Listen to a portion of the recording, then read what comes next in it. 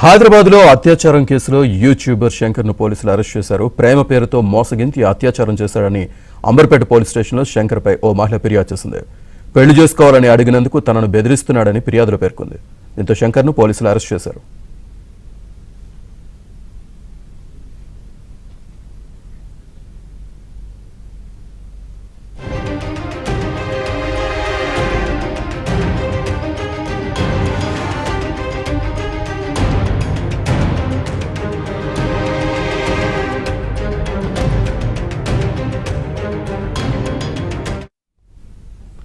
హైదరాబాద్లో అత్యాచారం కేసులో యూట్యూబర్ శంకర్ను పోలీసులు అరెస్ట్ చేశారు.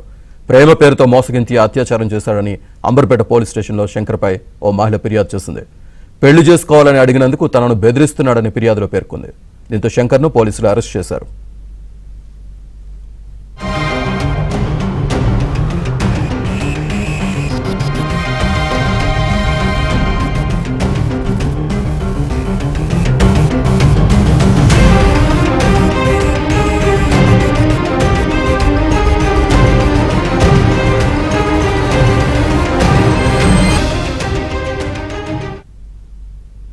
హైదరాబాద్లో యూట్యూబర్ అరెస్టుకు సంబంధించి పూర్తి సమాచారాన్ని మా క్రైమ్ కరెస్పాండెంట్ శశిలైలు అందిస్తారు. శశి,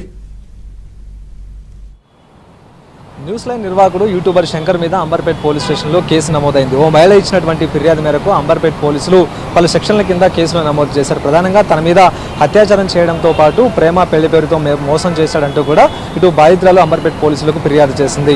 ఇక తన మీద తనను శారీరకంగా వాడుకోవడంతో పాటు ఇక పెళ్లి ప్రస్తావన తీసుకొచ్చినటువంటి నేపథ్యంలో పెళ్లికి నిరాకరించడమే కాకుండా తనను బెదిరిస్తున్నాడంటూ కూడా మహిళ ఇప్పటికే తన ఫిర్యాదులో చాలా స్పష్టంగా పలు అంశాలను పేర్కొంది. మరోవైపు తనకు సంబంధించినటువంటి సోషల్ మీడియా ఖాతాలను హ్యాక్ చేసి అందులో అసభ్యకరమైనటువంటి పోస్టులను పెట్టడంతో పాటు తనకు సంబంధించినటువంటి వ్యక్తిగత ఫోటోలను కూడా మార్ఫింగ్ చేసి సోషల్ మీడియాలో పెడతానంటూ కూడా బెదిరింపులకు గురి చేసినటువంటి శంకర్పై చర్యలు తీసుకోవాలంటూ కూడా బాధితురాలు అంబర్పేట్ పోలీసులకు ఫిర్యాదు చేయడంతో అంబర్పేట్ పోలీసులు ప్రస్తుతం ఇప్పుడు ఎఫ్ఐఆర్ నమోదు చేశారు.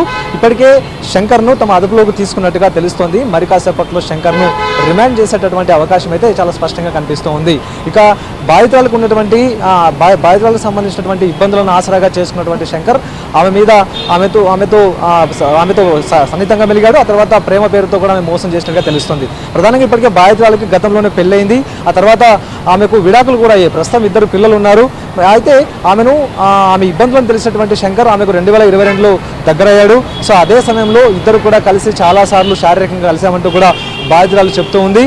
ఇక తనకు సోషల్ స్టేటస్ కావాలి, తనకు పెళ్లి చేసుకోవాలంటూ కూడా ఇది బాధితురాలు కోరినటువంటి సందర్భంలోనే పెళ్లి ప్రస్తావన వచ్చిన ప్రతిసారి కూడా దాటవేస్తూ వస్తూ ఉన్నాడంటూ బాధితురాలు చెప్తూ ఉంది. ఇదే కాకుండా తనకు రాజకీయ నాయకులు తెలుసు, పొలిటీషియన్స్ అంతా కూడా పెద్ద వాళ్ళకి తనకు తెలుసు, ఖచ్చితంగా ఇబ్బందులు పడాల్సి వస్తుంది తన పెళ్లి ప్రస్తావన తీసుకొస్తుంటూ కూడా బాధితురాలని పలుమార్లు బెదిరించినట్టుగా కూడా ఆమె తన కంప్లైంట్లో చాలా స్పష్టంగా ఇప్పటికే పలు వివరాలను స్పష్టం చేసింది. ఇదే కాకుండా ఇక పెళ్లి ప్రస్తావన తీసుకొచ్చినటువంటి సందర్భంలో ఆమెను వదిలించుకోవడానికి రకరకాల ప్రయత్నాలు చేయడంతో పాటు ఇబ్బందులకు గురి చేశాడంటూ కూడా బాధితురాలు స్పష్టం చేసింది.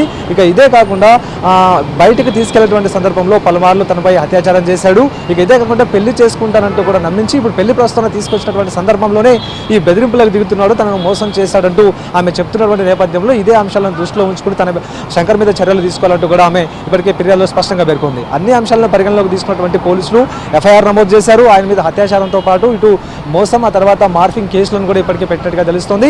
మరి కాసేపట్లో అతను రిమాండ్ చేసేటటువంటి అవకాశం అయితే చాలా స్పష్టంగా కనిపిస్తుంది. ఇదొక అంశం అయితే బాధితులకు సంబంధించినటువంటి సోషల్ మీడియా ఖాతాలు ఇక ఇన్స్టాగ్రామ్ ఆ తర్వాత ట్విట్టర్ ఏవైతే ఉన్నాయో ఆమెకు సంబంధించినటువంటి పేర్లకు నకిలీ అకౌంట్లను క్రియేట్ చేశారు. అందులో ఆమెకు సంబంధించినటువంటి అసభ్యకరమైనటువంటి పోస్టులను కూడా పెట్టారు. మరోవైపు బాధితులు తన వ్యక్తిగత సోషల్ మీడియా ఖాతాల్లో ఏవైనా పోస్టులు పెట్టినప్పుడు అందులో కమెంట్లు కూడా అసభ్యకరమైనటువంటి కమెంట్లను కూడా శంకర్ రాయించినట్టుగా తెలుస్తోంది. వినడానికి తర్వాత రాయడానికి కూడా అత్యంత జుంసాకరంగా ఉండేటటువంటి మాటలతో కింద కమెంట్లు పెట్టారంటూ కూడా బాధితులు ఇప్పటికే చెప్తుంది. ఆయన శంకర్కు సంబంధించినటువంటి తీరుతో విసిగిపోయినటువంటి బాధితురాలు అంబర్పేట పోలీసులను ఆశ్రయించింది. దీంతో అంబర్పేట పోలీసులు ఎఫ్ఐఆర్ నమోదు చేశారు. ఈ రోజు శంకర్ను రిమాండ్ చేసేటటువంటి అవకాశం అయితే స్పష్టంగా కనిపిస్తోంది. శ్రీనివాస్, రైట్.